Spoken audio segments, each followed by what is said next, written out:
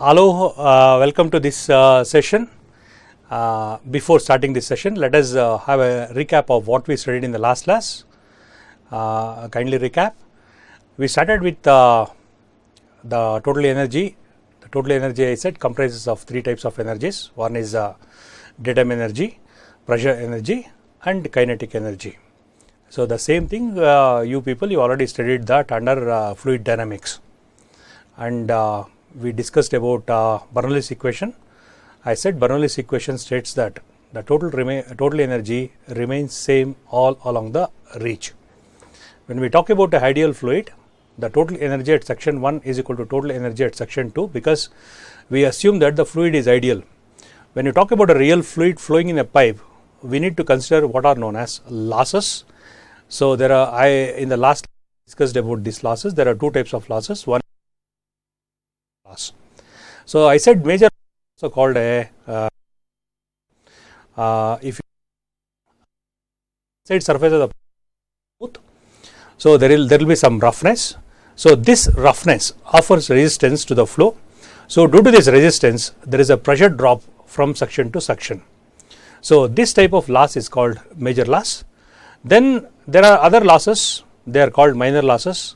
The minor losses are loss at entrance, loss at exit, loss due to sudden expansion, then loss due to sudden contraction, and if you provide a bend or when you want to change the direction of flow either horizontally and vertically, so we need to introduce bends. So at this bend section also there will be a drop in pressure. And the next one is, suppose if there is an obstruction in the flow field, there will also be some pressure drop. So all these type of losses constitute what are known as minor losses. Now if you kindly recall, in the last class we started with this major loss, and we derived one of the most important equations in fluid mechanics called Darcy-Weisbach equation. We showed that the head loss due to friction HF is equal to 4FLV square divided by 2GD. I repeat, HF is equal to 4FLV square divided by 2GD, where F is called the friction factor. In the next step, what we did, so we derived an equation for this F in terms of the shear stress. Kindly recall, I emphasized, so whenever you are talking about a pipe flow, so if you talk about the wetted area, so we talk about what is known as the perimeter through which the fluid is flowing. In other words, when I am talking about a resistance or a friction, so this friction will be between the pipe boundary and the fluid. In other words, the fluid which is in contact with the boundary is all along the perimeter. So that's why whenever I am talking about a wetted area in deriving the equation for this friction loss, we consider this perimeter rather than the cross sectional area. This is the point where I emphasize you to concentrate more in the examination. We derived an equation, then we derived an expression for this value of F in terms of the shear stress. Then we solved a simple problem on this friction in pipes, and then I also showed a relation between this friction factor and the Reynolds number. Based on that only we solved that problem. Okay, that is the point where we stopped in the class. Let us continue further. In this class, let us talk about the minor losses. So if you look at your syllabus copy, so in the syllabus they ask you to derive an equation for when the loss of head for a sudden expansion. So I am going to give the equations for other type of losses, but for this loss due to sudden expansion, we will derive an equation in this class. Now, when do you encounter this minor loss? When the velocity of flowing water changes in magnitude and direction. This is what I said. Okay. So suppose if you consider a 10 centimeter pipe, suddenly suppose if you reduce this 10 centimeter pipe to 5 centimeter pipe, remember according to continuity equation Q is equal to A1 V1 is equal to A2 V2. Talk about the first pipe whose diameter is 10 centimeter. The second pipe diameter is 5 centimeter. Naturally, the moment once you reduce the diameter, the velocity increases. Remember, the discharge flowing in the pipe remains the same. Okay, I repeat, Q is equal to A1 B1 is equal to A2 V2. the moment I decrease the velocity, decrease the diameter, the velocity increases. That is in case if I reduce the diameter of the pipe. Suppose opposite case, it's vice versa. Suppose if 10 centimeter diameter pipe, if I extend it to say 20 centimeter diameter pipe, A1 V1 is equal to A2 V2. In the first case, my D1 is equal to 10 centimeter. In the second case, it is D2 is equal to 20 centimeter. Naturally, in that case, my V2 is less than V1. That is in case of sudden expansion. Okay. So, you have a change in velocity from section to section in this case. So, whenever you encounter this problem, and also I said if at all you want to change the direction of flow, you need to introduce a bend. So, whenever you introduce a bend, whether it is horizontal bend or vertical bend. What do you mean by horizontal bend? The pipe is in the same level, but only thing is your talk about a vertical bend. What do you mean by vertical bend? At section 1, so the pipe is at a certain depth from the datum level. At section 2, once you introduce the bend, naturally the datum level will be much higher or much below the original level. That we call it as what is known as a vertical bend. So, whenever you encounter these two type of problems, then there will be turbulence, okay, which creates in what is known as formation. So, due to this formation, certain amount lost, and this energy that is lost formation, we call it as what is known as this minor loss. Okay. So, the loss of energy is due to change in the velocity, which is either sudden or gradual. Okay. Now, what are the losses? So, as I mentioned earlier, there are different types of losses. One is loss at entrance of the pipe, loss at exit of the pipe, loss due to sudden expansion, loss due to sudden contraction, loss due to bends, and loss due to obstruction in the flow field. These are couple of losses we account for as minor losses. Now, here to give a flavor of how the turbulent flow happens when I introduce a valve. Okay, if you look at this valve, so below the valve, so the flow pattern is shown there. You are going to see a lot of turbulence as far as the flow is concerned. So, whenever you introduce this type of valves or bends, you are going to see there is some loss of energy. Okay, this is a minor loss. The next question is why it is a major loss and a minor loss. Why friction loss is called a major loss? Why all these losses are called minor losses? Kindly remember, major loss is, or the friction loss is a dominating loss. Whereas, if you put together all these losses, whatever I mentioned just now, loss at entrance, loss at exit, loss due to sudden expansion, loss due to sudden contraction, then loss due to bends, loss due to obstruction in the flow field, all these losses. So, the loss due to these various components will be very minimal compared to major loss. So, I can say approximately about 90 to 95% is due to friction loss and another 5% is due to minor loss. So, that is why when the length of the pipe is very large, most of the time we neglect these minor losses. I repeat, if you compare the losses, major and minor losses are negligible when you compare to a major loss or friction loss. So, that is why most of the time if the length of the pipe is very large, minor losses may be neglected. I hope these things are clear. Now, again minor losses may occur due to introduction of valve, introduction of T, introduction of bends, introduction of reducers, okay, and other opportunities. Let us not complicate the issue. Please kindly recall whatever I mentioned at the earlier. Loss at entrance, loss at exit, loss due to sudden expansion, loss due to sudden contraction, loss due to bends, and loss due to obstruction in the flow field. I think that will be easy to remember rather than these words. Okay. Now, the minor loss, kindly recall HF, the loss due to friction is given by 4F LV square divided by 2GD, Darcy-Weisbach equation. Now, the general minor loss equation is in the form of F of M, where M represents the minor loss, that is equal to K into L into V square divided by 2G. What is this K? K is a constant depending on the type of loss, which we are going to discuss in detail as we progress further and further. Kindly recall, Q is equal to A into V. Now in place of this V, okay, if I put this Q, V is equal to Q by A, then this equation takes the form HM is equal to KL into Q square divided by 2G A square.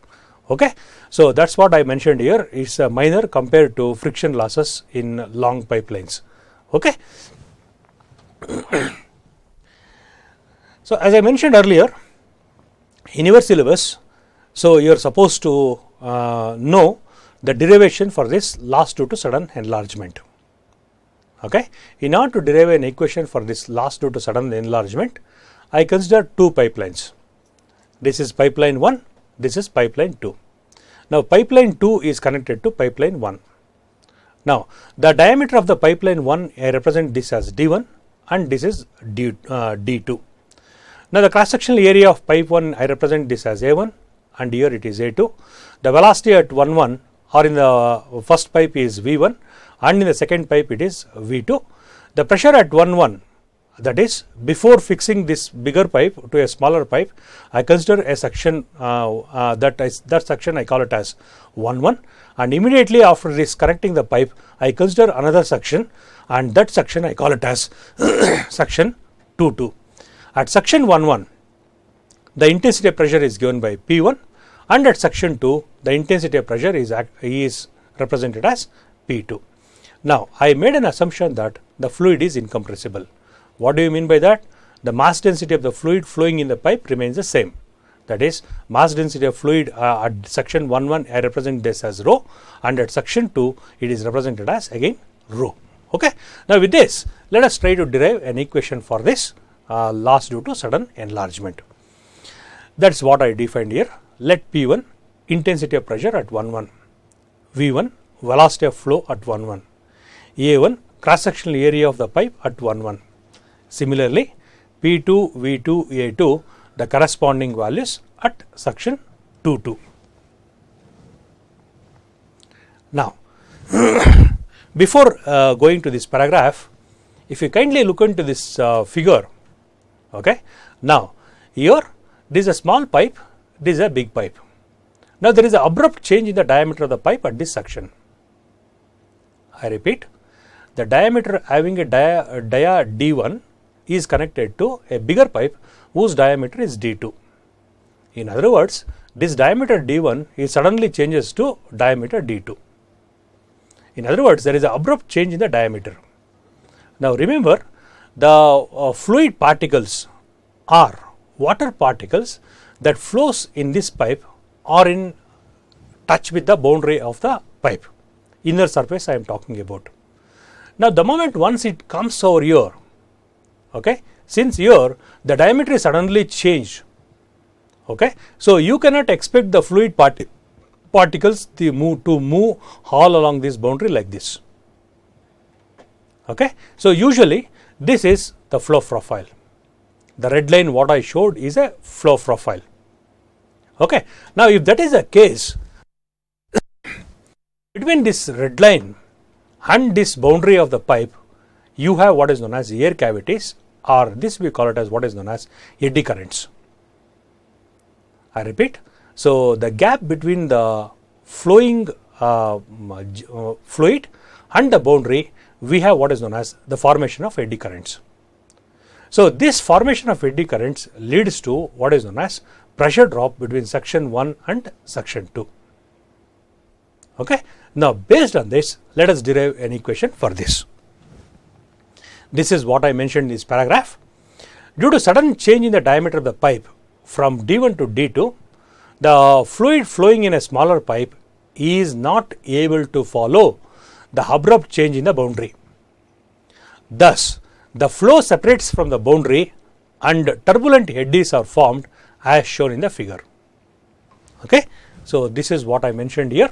Now this is the flow profile, the blue one is the pipe boundary, and between this red line and the blue line you have this formation of turbulent eddies, or it is also called eddy currents, EDDIE, eddy currents. The loss of head the loss of head takes place due to this formation of these eddies. Now, let P1 the intensity of pressure of the eddies on the area A2 minus A1. Look here, the diameter D1 suddenly changes to diameter D2. In this case, diameter D2 is much higher than diameter D1.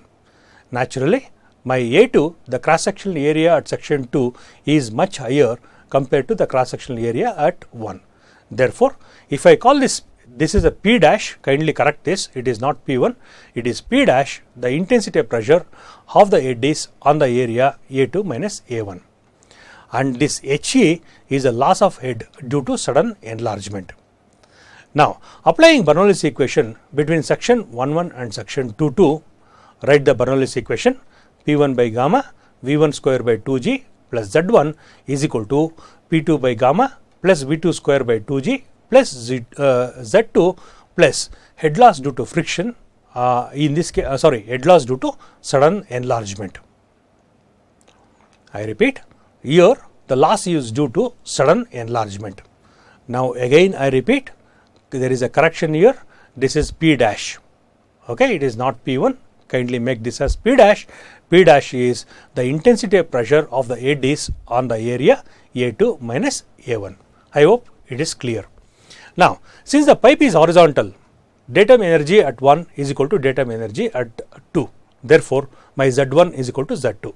Therefore, Z1 and Z2 gets cancelled. You will left with this P1 by gamma plus V1 square by 2G on the LHS is equal to P2 by gamma plus V2 square by 2G plus HE. Kindly rearrange this equation. What I am going to do is, I push this P2 by gamma to the left hand side and push this V1 square by 2G on the right hand side, or rearrange that. If you do that, or you can, what you can do is push these two terms to the LHS and keep only HE on the right hand side. So then this becomes P1 by gamma minus P2 by gamma plus V1 square by 2G minus V2 square by 2G, that is equal to this last due to sudden expansion. Call this as equation number 1. Now, consider the control volume. What is the control volume? Control volume is a fixed space, place in space, or fixed area in space. Now, here my section 1,1, between section 1,1 and section 2,2 constitutes a control volume. So that is what I mentioned here. Consider the control volume section between sections 1,1 and 2,2. Now, what are the various forces acting on the control volume in the direction of flow?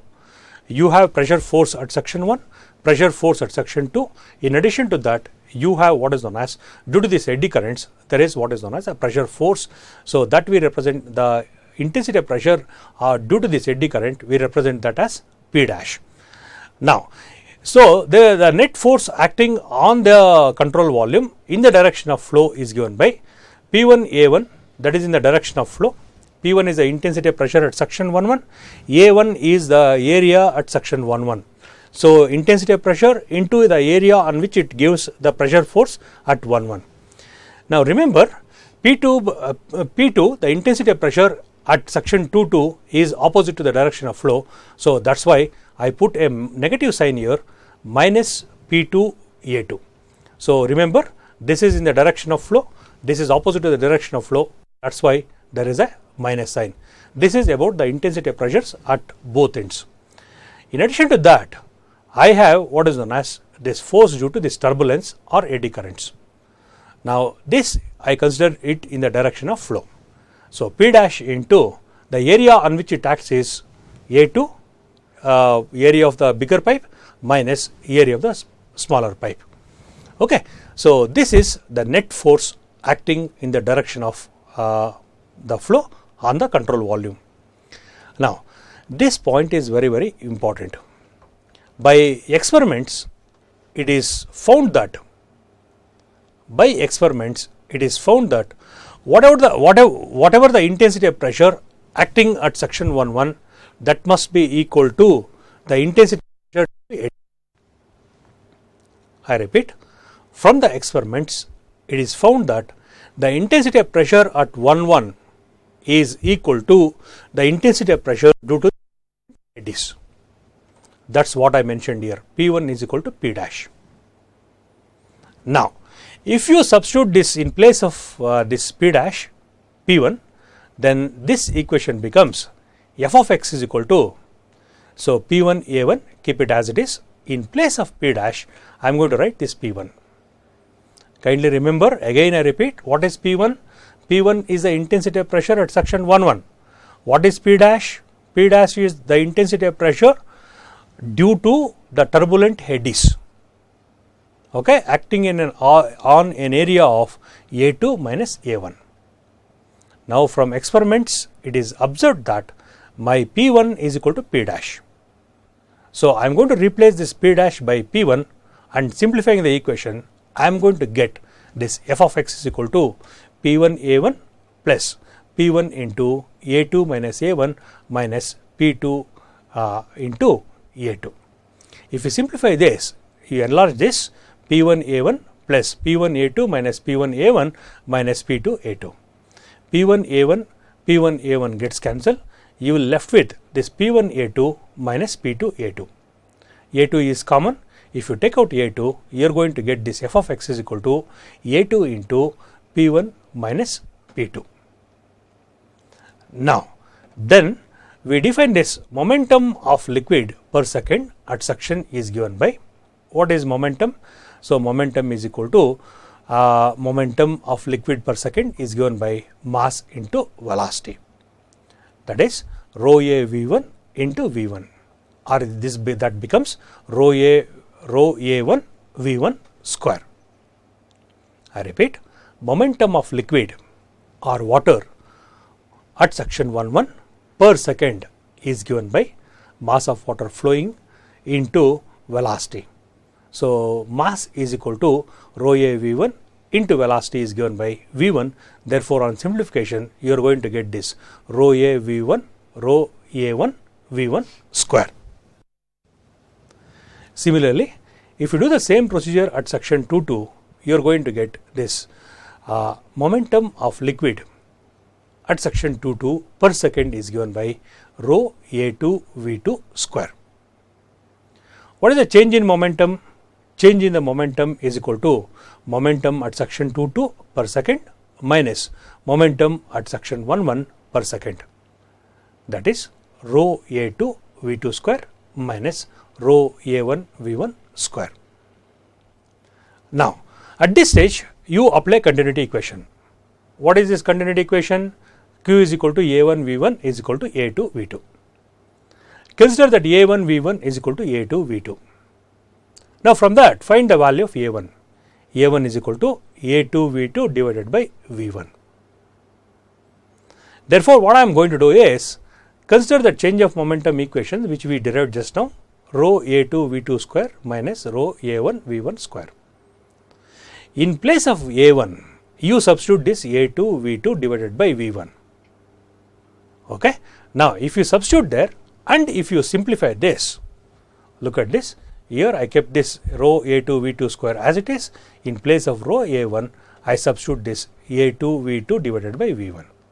If you simplify this, you are going to get this change of momentum per second is equal to rho a2 into v2 square minus v2 into v1.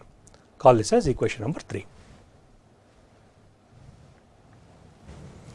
Now, this is very important. The net force acting on the control volume in the direction of flow must be equal to the rate of change of momentum or change of momentum per second. I repeat, F is equal to m into A. I rewrite this in a different form. What is that form? What is F? F is a net force acting on the control volume. So, just now you found out that. What is this?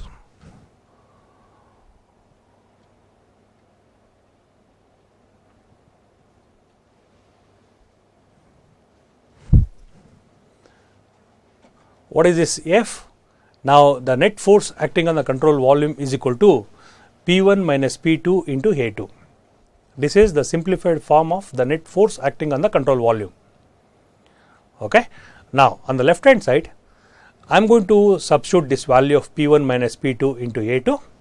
Then on the right hand side, look at this. The rate of change of momentum per second is given by rho A2 into V2 square minus V2 into V1. So equate these two equations, see what you are going to get. This is what I did here.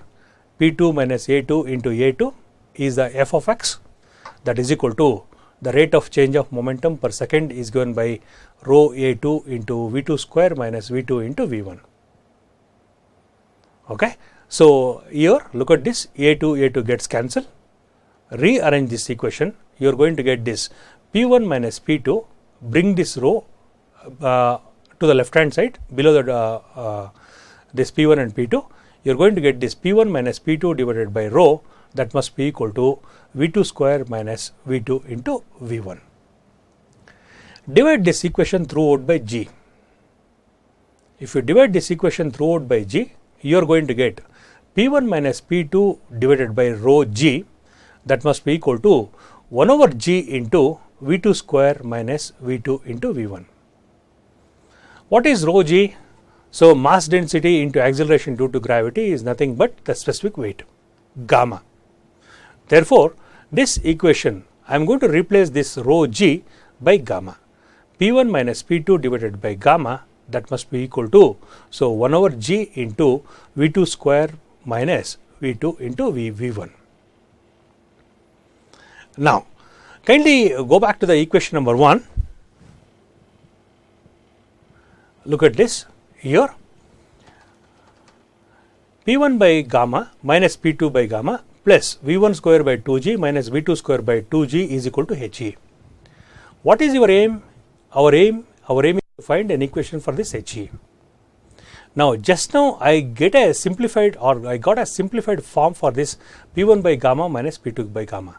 In place of this P1 by gamma minus P2 by gamma, or P1 minus P2 divided by gamma, you substitute the value here, and if you simplify on the left hand side, you are going to get an equation for this HE.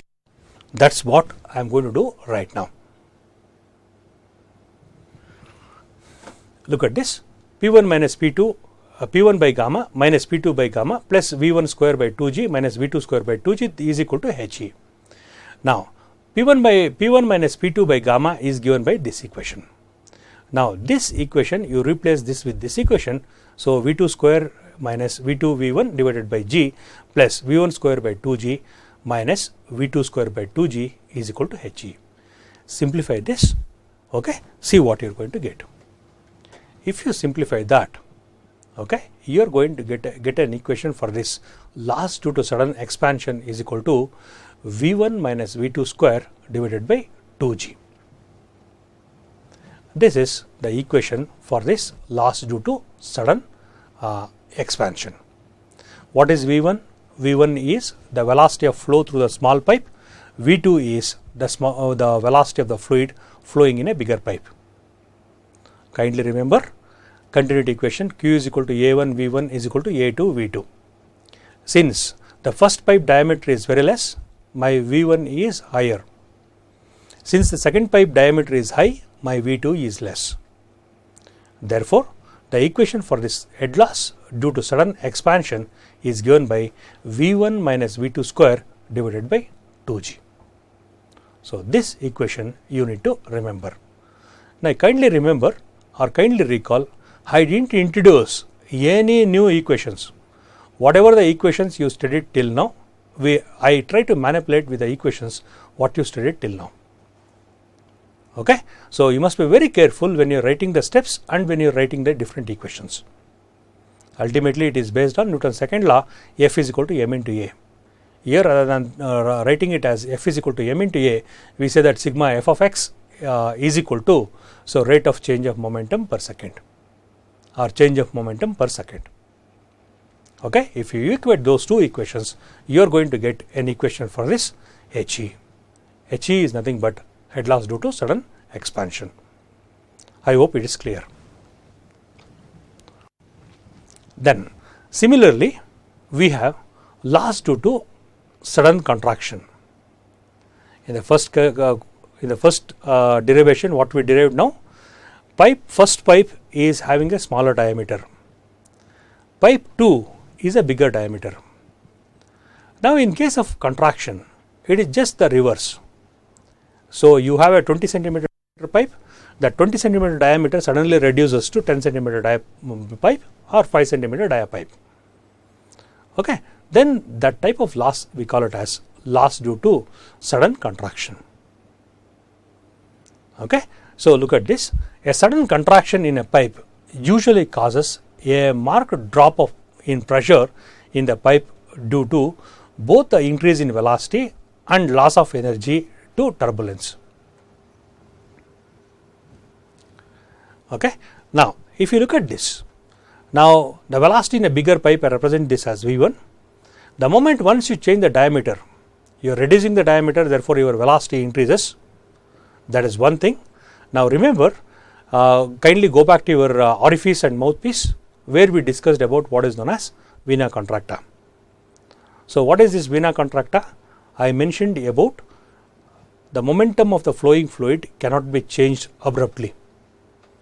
Okay. Now here in this case, so this is the size of the pipe and this size of the pipe suddenly changes to this pipe. So there is a change in the flow profile, and this we call it as what is known as vena contracta. Okay. Now there is a loss of energy due to this, and also there is an increase in velocity. So this type of loss is called loss due to sudden contraction. Now in this case, this loss due to sudden contraction is given by Hc is equal to 0.5 into V2 square divided by 2g. I repeat, whenever you are talking about loss due to sudden contraction, the equation for this loss is given by Hc is equal to 0.5 times V2 square divided by 2g. Now kindly remember or look at the figure, your V2 is much higher compared to your V1. So this is the velocity of the flowing fluid in the smaller pipe. The velocity of the fluid in the bigger pipe, I represent this as V1, and here it is V2. Now Hc is equal to 0.5 V2 square divided by 2g. This is the equation you need to remember whenever you are solving a problem on this type of losses. Then loss at entrance, loss at exit, there are two more losses. Okay. So the general formula for this loss at entrance is given by H entrance or subscript ENT, that is equal to K of entrance into V square divided by 2g. Now this K is a constant that varies depending on the type of entry. Okay. Let us see. Now I showed four types of entries here. Okay. Now for your level, if you remember, this KL is equal to 0.5 for your level. Okay. So if you remember, this KL is equal to 0.5, then loss at entrance is given by 0.5 V square divided by 2g. What is V? V is the velocity of the fluid flowing in the pipe. Loss at entrance is given by 0.5 V square divided by 2g.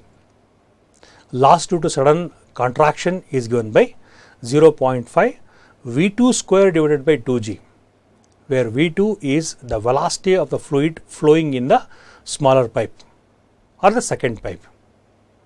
That is for the loss due to sudden contraction. Loss at entrance 0.5 V square divided by 2g. Similarly, we see an equation for this loss at exit.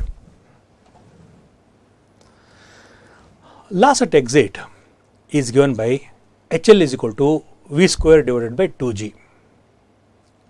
If you look at this, there are I put four types of exits here. So for all the type of exits, the value of K remains equal to 1.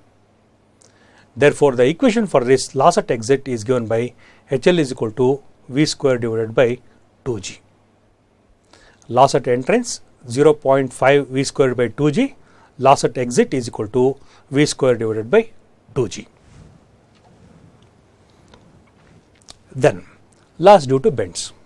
Kindly recall at the beginning of the class I said you are going to introduce these bends in two cases. I said when you are talking about a horizontal bend, when you are talking about a vertical bend. So I said when I am talking about a horizontal bend, the pipe is at the same level. Only thing is you are changing the direction.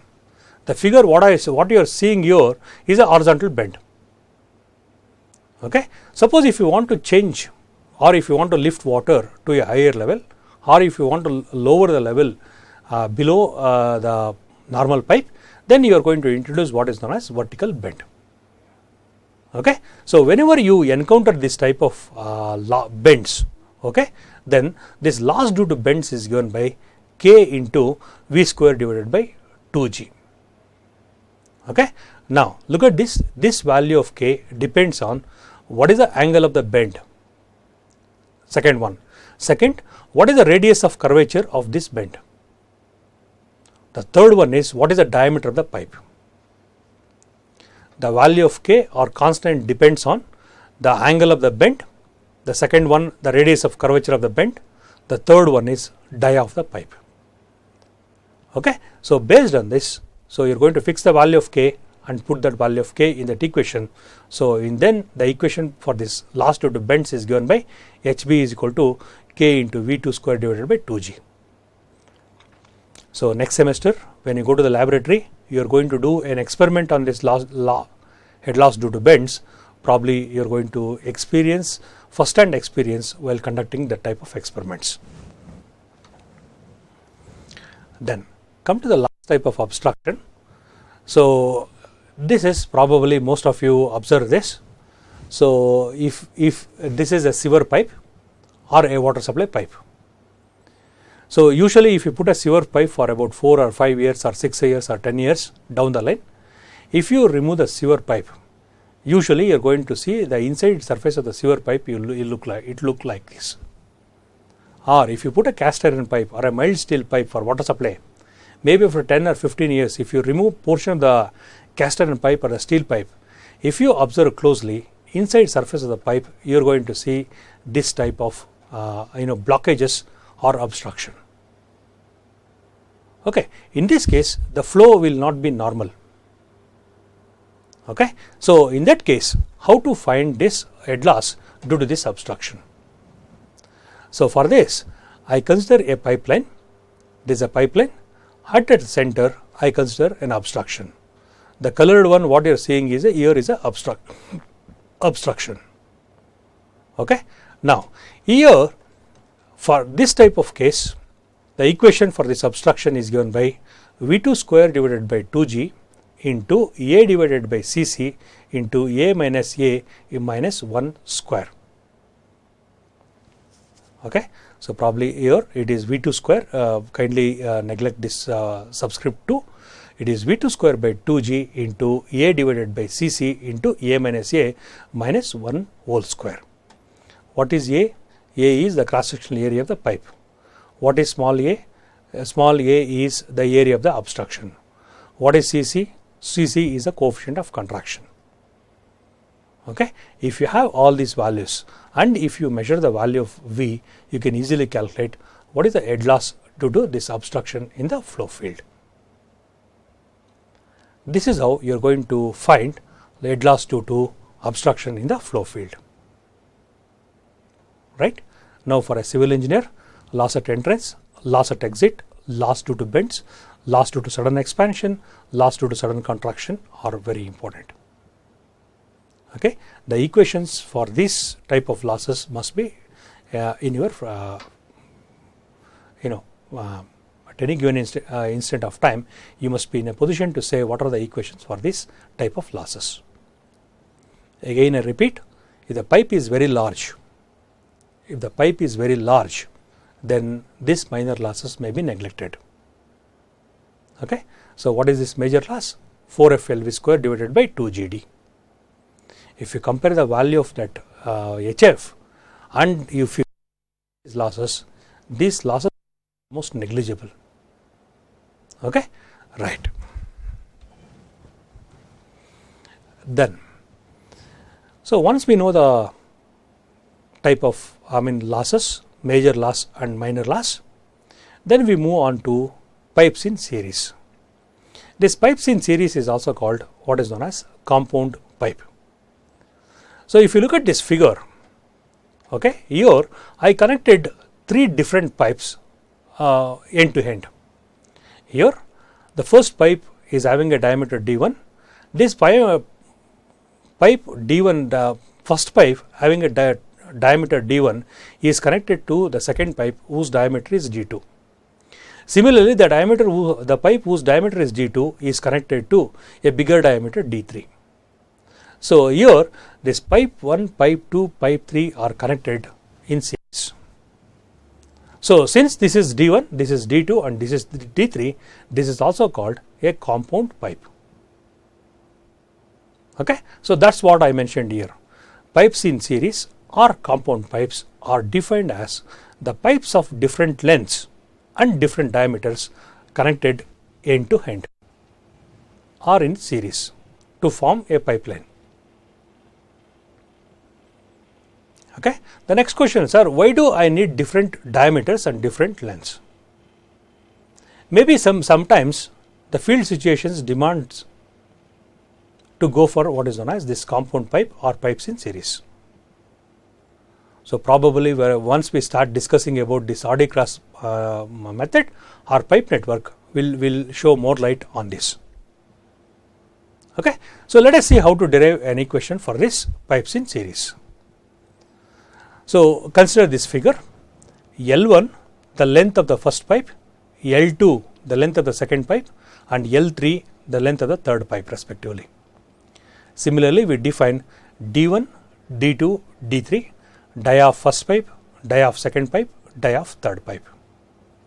The moment once I define this diameter, the next thing I need to define is what is the velocity flowing in the first pipe, second pipe, third pipe. Remember, Q, the amount of discharge flowing in the pipeline remains the same. Q is equal to A1 V1, A2 V2 and A3 V3. Now here I represent this velocity as V1, here it is V2 and here V3. Okay. Now V1, V2, V3 are the velocity of the flow through pipes 1, 2 and 3 respectively. Kindly make it as a small V1. Similarly here F, it is a small F1, F1, F2, F3. So kindly recall. So HF is equal to 4F LV square divided by 2GD. F is called a friction factor. Now for this length of pipe R, for this first pipe you have a friction factor. I represent that friction factor as F1. Similarly for this there is a friction factor F2. For the third one there is a friction factor F3. So F1, F2, F3 are the coefficient of friction for pipes 1, 2 and 3. Now if you look at the first reservoir and the second reservoir, okay, the water level in the first reservoir at this level, the water level in the second reservoir is at this level. The difference in water level between the two reservoirs, I represent this as capital H. That's what I mentioned here. H is equal to difference in water level between the two tanks. Now the discharge passing through each pipe is same. That's what I mentioned here. By continuity equation, Q is equal to A1 V1 is equal to A2 is equal to A2 V2 is equal to A3 V3. The difference in liquid surface levels is equal to sum of the total head loss in the pipe. Go back to this figure. Now what makes this difference? Just now I said we defined this capital H. Capital H is the difference in level between the reservoir 1 and reservoir 2. Now what makes this reservoir this drop? This drop is due to the various losses that are happening from reservoir 1 to reservoir 2. Okay, what are the various losses? Now you have a loss at entrance, then you have a friction loss, again you have loss at entrance, again you have a friction loss, again you have, so look at this, this is a smaller pipe, this is a bigger pipe, loss due to sudden expansion, so that is another loss.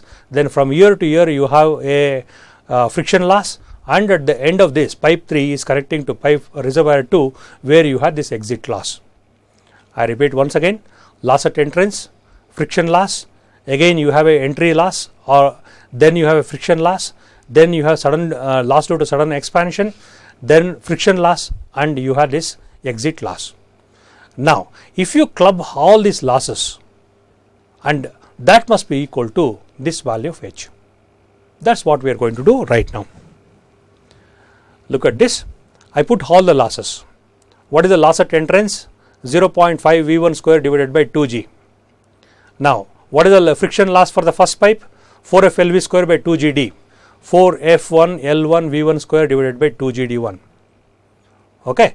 Now, the first pipe is connected to the second pipe. Again, at the entrance of the second pipe, you had this entry loss. What is this entry loss? 0.5 V2 square divided by 2G. So, then what is the next loss? Next loss is friction loss.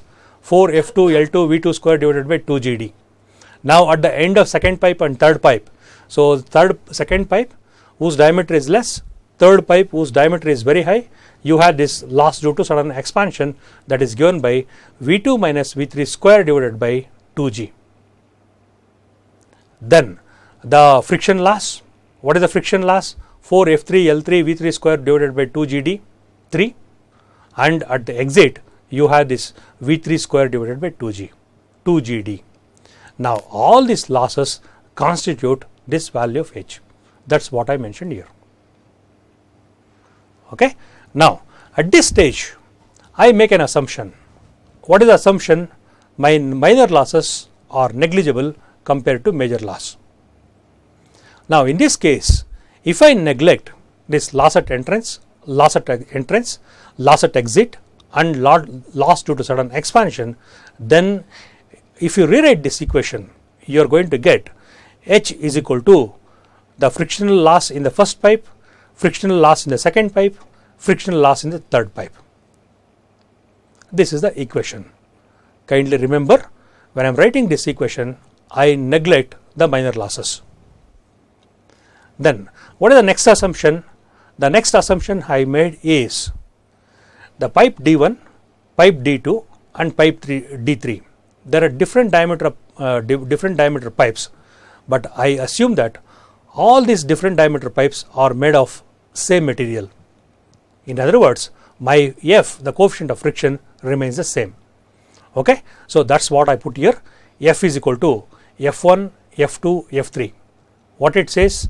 The material used for first pipe, second pipe, third pipe remains the same. So, if in that case, if I am going to replace this F1, F2 and F3 by F, then this equation takes up this form. H is equal to 4F L1 V1 square divided by 2G D1 plus 4F L2 V2 square divided by 2G D2 plus 4F L3 V3 square divided by 2G D3. Now, in this case, if I take out this 4F divided by 2G common, you will left with this L1 V1 square divided by D1 plus L2 V2 square divided by D2 plus L3 V3 square divided by D3. Now, this equation, this is the equation for this pipe in series. Now, the next question is, sir, how to use this equation? Now, remember, kindly remember, what is this value of H? H is the difference in level between the two reservoirs. What is the value of F? F is the coefficient of friction. L1 is the length of the pipe, first pipe. V is the velocity of flow through the pipe, and knowing the diameter. Similarly, L2 the length of pipe 2, V2 the velocity in pipe 2, diameter of pipe 2. Similarly, L3, V3, D3. If you know these equations and if you know the coefficient of friction, you can easily find the loss that is happening between this reservoir 1 and reservoir 2, or if you use 3 pipes, you have this equation. In addition to that, suppose if you use some more pipes, then it will be, so here it is plus L4 V4 square divided by D4 plus L5 V5 square divided by D5 and so on and so forth. Okay. So, a very simple derivation. Only thing is, you need to remember what are the equations for major loss and minor loss. Okay. I hope it's clear. Now, I'm stop at this stage. We'll continue with this equivalent pipe in the next class.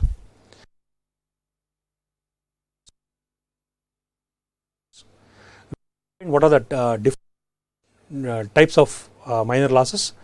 I said loss at entrance, loss at exit, expansion, loss due to subtraction, then loss due to obstruction in the field. Then as per you need to know the derivation for this loss due to sudden expansion, for sudden expansion. Equations for losses. Okay, so we'll stop at this stage. We'll continue in the next class. Thank you.